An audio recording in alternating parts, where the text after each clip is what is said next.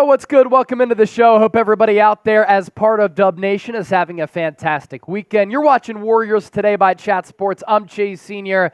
Thank you so much for watching the show and supporting us here on the channel. Be sure to turn on those notifications. Now that we flip the page to June, at the end of this month, 2024 NBA Draft. Right after that, NBA Free Agency. As we know, Golden State is going to be very, very busy. So be the first one to find out of your friends what the latest Golden State Warriors news is. If there's breaking news, if there's a report, you can be the guy that starts the group thread, all because you watch us here on Golden State Warriors Today. So hit that bell icon, turn on those noties, and subscribe to the channel today. We're going to open up the floor and take your questions for a mailbag segment here on the show. And we start off with this one from L. What is up with Klay Thompson? I understand that ultimately he will decide what is best for him and his family, but any updates about him leaving the Golden State Warriors? Hashtag, please don't break up the trio. For Klay Thompson, the team that's been rumored to be interested in him a lot, the Orlando Magic. And then in the NBA playoffs, that kind of came to the forefront even more because in that 7-game series with Cleveland, Franz Wagner could not buy a bucket. Usually he's their sniper. And the Magic as a team really struggled to hit the three. And that's a team that took a sizable leap from what they've been for the last several years into what they were this past year. They had the young star and Paolo Banchero, a couple of other really good pieces. And Klay Thompson makes so much sense going there. One, he fulfills the shooting need. Two, championship pedigree to help move the needle for a really young team. I still think that Klay Thompson can play at a really good level. And I know that a lot of people are down on Klay after what he did in 2023, 2024, but look at the numbers still. 43% from the floor, but we know that a lot of his shot attempts are going to be from deep, 38.5% from three-point range. So a team like the Magic, they're going to make a run at Klay. And if Klay wants to get one more bag, he might have to go to a team like that. I'd also say keep an eye out on the Philadelphia 76ers. They're a team that has Tyrese Maxey, Joel Embiid. They could use that shooter on the wing. I'm also not ruling out Klay Thompson going back to the Warriors. What did Steve Kerr say after they were ousted and their season ended against the Kings in the play-in tournament? We need Klay Thompson back. Of course, at this point, a lot of speculation about where he could go, if he might come back. Stay tuned. We'll give you the latest right here on the show. Daniel, my hot take is that the Warriors don't have the personnel to run Steve Kerr's offense. Interesting. Free-flowing offense leads to more turnovers, meaning you have to run the offense. We need a good athletic transition defensive team, and right now the Warriors aren't built for that. Our previous championship runs have all had top 5 defenses. They were all really good defenses. They were all really good offenses, as we know, just with the offensive firepower that Steph Curry, Klay Thompson can bring you. And you think back to when the Warriors were winning championships. And let's talk about the dynasty before they won during the 2021-2022 season. They've always had flexible bigs, some positional versatility. Historically, they've been smaller teams. They've always prioritized ball movement. Sometimes they do operate at that fast pace. Usually they've been good rebounding teams. And despite that lack of size, they've been good defensive teams. And I think that as the Warriors have been at their worst the last 2 years, it's because that lack of size has also led to them being bad defensively, and the combination of that is not good. And you're totally right. When you're wheeling and dealing and you're trying to operate at a frenetic pace and you're about ball movement and you turn the basketball over, it's just going to exacerbate a lot of your weaknesses as a basketball team. Do they not have the personnel? Look, I think that Kuminga could take another leap. I think that obviously Steph Curry is still an elite player. Brandon Podziemski was recognized as a very good defensive guard, but you do need to get better. You need to get bigger, and you need to get more depth on this team. There's no doubt about that. What's missing? What would Golden State need to win the West in 2024-2025? It's a lot, but you bring in another marquee superstar, and I'm not ruling out the Golden State Warriors from reaching those championship heights.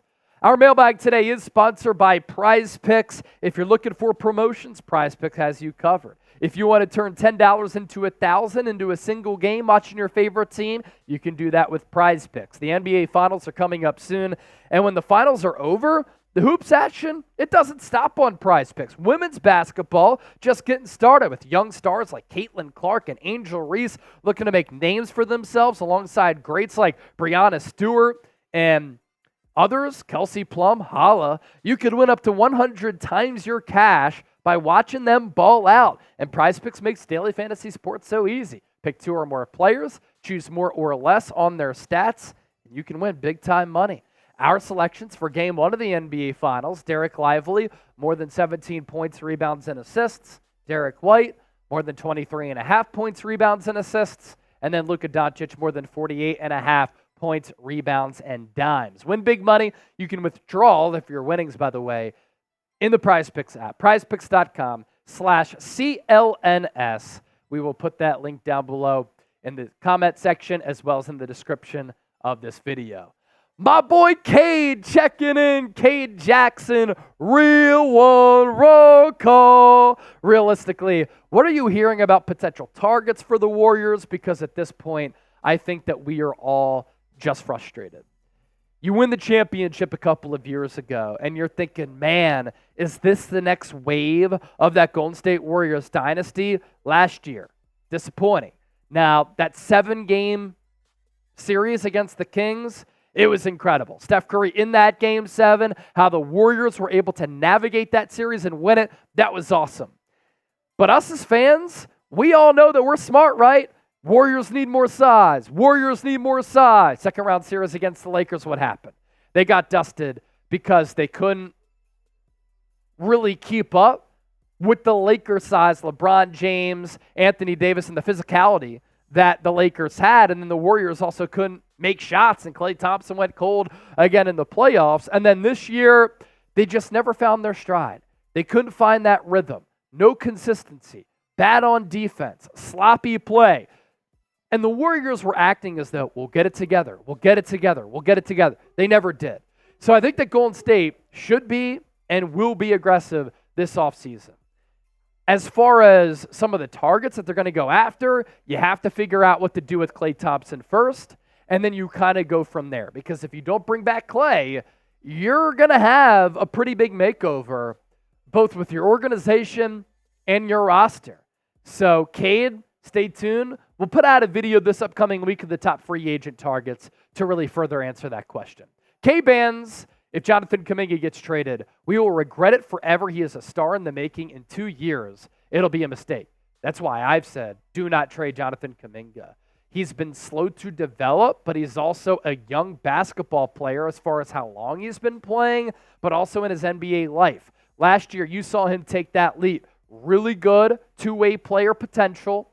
If he gets that three-point shot down, he's a really, really good athlete. I love his size. And Steve Kerr finally showing trust in him. He played really well down the stretch. And against the Kings in that play-in tournament game, one of the only players to step up. Cade Jackson, again, my hot take is simple. And I really do hate saying this, but why are Kuminga fans so fixated on risking Steph's historic legacy to go all in on a 22-year-old and Jonathan Kuminga's potential? I hope someone addresses it because I'm not watching my idol be disrespected by potential star. Steph needs help right now. So, Kate, I love you, brother, but we can disagree here. And I get where you're coming from because at some point, Kuminga has to go from having potential to being a guy and being a dude. Last year, though, did we see some of those flashes? And then this upcoming year, can you see him with a bigger role, maybe overtaking Andrew Wiggins if Andrew Wiggins gets dealt, becoming that guy who can give you 20 points per game on 50+% shooting? What if he improves that three-point mark to 35%? Now, Cade, I see where you're coming from. If you think Steph Curry, Jonathan Kuminga, if the Warriors make no other moves, then that is an issue for sure. You're going to have to bring in some other really good players, if not another superstar, but Kuminga can be a part of that. But I also will say that if Kuminga can land you Jimmy Butler, a player of that ilk, I'd move off of him. San Fran 20158. Who would be the perfect co-star next to Steph Curry?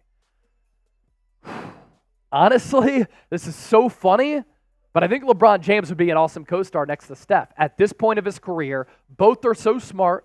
Both are such great leaders. LeBron is still really good on the defensive end. He could play on ball, off ball. If Steph wants to play off ball, LeBron is a great distributor with great passing vision and is just an offensive artist on that side of the floor. The size component is really intriguing. And I think that because they have such a good relationship, their on-court chemistry would be awesome. We've seen it work with Kevin Durant. Do you make a trade for Kevin Durant? Going back to Kate's question. Kevin Durant and Steph, that could work. I know they're both older players, but could they elevate one another and kind of switch off being that number one guy from night to night? Pick a player: Kevin Durant, Jimmy Butler, Paul George, LeBron James, couple of star options there with who you think could be a good co-star next to Steph Curry. Be sure to subscribe to the channel. This is 6 videos this week. Hope you enjoyed them all with me back in the saddle. I've certainly enjoyed it myself.